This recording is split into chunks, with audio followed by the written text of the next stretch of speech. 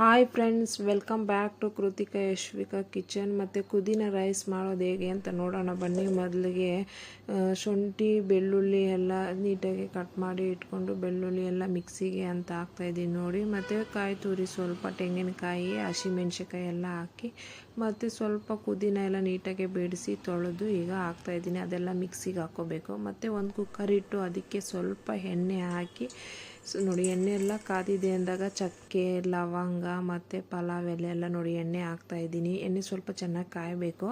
ಎಣ್ಣೆ ಎಲ್ಲ ಕಾದಿದೆ ಅಂದಾಗ ನೋಡಿ ಚಕ್ಕೆ ಲವಂಗ ಈಗ ಹಾಕ್ತಾಯಿದ್ದೀನಿ. ಚಕ್ಕೆ ಲವಂಗ ಒಂದು 2 ಏಲಕ್ಕಿ ಎಲ್ಲ ಹಾಕಿ ಚೆನ್ನಾಗಿ ಫ್ರೈ ಮಾಡ್ಕೋಬೇಕು. ಮತ್ತು ಈರುಳ್ಳಿ ಎಲ್ಲ ದೊಡ್ಡ ದೊಡ್ಡ ಉದ್ದುದ್ದಕ್ಕೆ ಕಟ್ ಮಾಡಿ ಇಟ್ಕೊಂಡಿರಬೇಕು.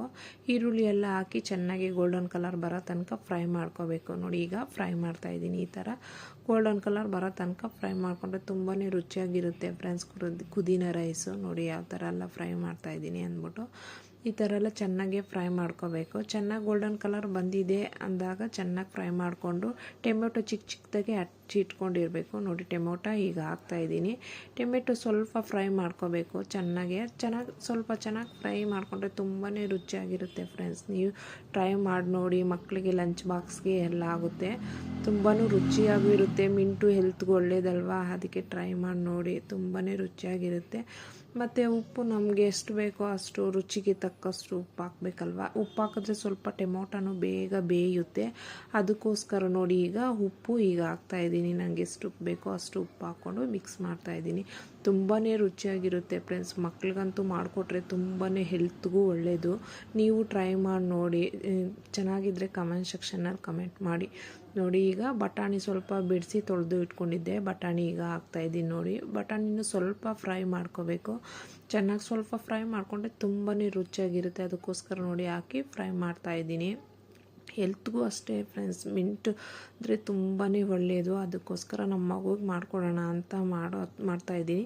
ಮತ್ತು ಮಕ್ಳಿಗೆ ಲಂಚ್ ಬಾಕ್ಸ್ಗೂ ಮಾಡಿಕೊಡ್ಬೋದು. ಮತ್ತು ಆವಾಗಲೇ ಮಿಕ್ಸಿಗೆಲ್ಲ ಹಾಕ್ಕೊಂಡಿದ್ದೆಲ್ಲ ಮಸಾಲ ಅದು ಈಗ ಹಾಕ್ತಾಯಿದ್ದೀನಿ. ನೋಡಿ ಸ್ವಲ್ಪ ಹಸಿ ವಾಸನೆ ಹೋಗಲಿ ಅಂತ ಸ್ವಲ್ಪ ಫ್ರೈ ಮಾಡಿ ಮತ್ತೆ ನೀರು ಹಾಕ್ಕೊತೀನಿ. ನೋಡಿ ಈಗ ಫ್ರೈ ಮಾಡ್ಕೊತೀನಿ. ನೋಡಿ ಯಾವ ಥರ ಎಲ್ಲ ಮಿಕ್ಸ್ ಮಾಡ್ತಾಯಿದ್ದೀನಿ ಅಂತ. ಈ ಥರ ಮಿಕ್ಸ್ ಮಾಡಿ ಸ್ವಲ್ಪ ಹಸಿ ವಾಸನೆ ಹೋಗ್ಬೇಕಾ, ಯಾಕಂದರೆ ಹಸಿದೆ ಹಾಕಿದ್ದೆಲ್ಲ ಅದಕ್ಕೋಸ್ಕರ.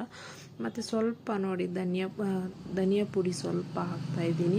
ಧನಿಯಾ ಪುಡಿ ಎಲ್ಲ ಸ್ವಲ್ಪ ಫ್ರೈ ಆಗಿದೆ ಅಂದಾಗ ನಮ್ಗೆ ನೀರು ಎಷ್ಟು ಬೇಕೋ ಅಷ್ಟು ನೀರು ಹಾಕಿ ಚೆನ್ನಾಗಿ ಒಂದು ಕುದಿ ಬರೋ ತನಕ ಕುದಿಸಿ ಮತ್ತು ಅಕ್ಕಿ ಈಗ ಹಾಕ್ತಾಯಿದ್ದೀನಿ. ನೋಡಿ ಅಕ್ಕಿ ಎಲ್ಲ ಚೆನ್ನಾಗಿ ಹಾಕಿದಾದ್ಮೇಲೆ ಲಾಸ್ಟಲ್ಲಿ ಸ್ವಲ್ಪ ತುಪ್ಪ ಹಾಕ್ಕೋಬೇಕು. ತುಂಬಾ ರುಚಿಯಾಗಿರುತ್ತೆ ಫ್ರೆಂಡ್ಸ್. ಇಷ್ಟ ಆಗಿತ್ತು ಫ್ರೆಂಡ್ಸ್ ಇವತ್ತಿನ ವಿಡಿಯೋ. ಇಷ್ಟ ಆದರೆ ಲೈಕ್ ಮಾಡಿ, ಶೇರ್ ಮಾಡಿ, ಕಮೆಂಟ್ ಮಾಡಿ, ಸಬ್ಸ್ಕ್ರೈಬ್ ಮಾಡ್ಕೊಂಡಿರೋ ನೋಡ್ತಾ ಇದ್ದರೆ ಸಬ್ಸ್ಕ್ರೈಬ್ ಮಾಡ್ಕೊಳ್ಳಿ ಫ್ರೆಂಡ್ಸ್. Bye friends.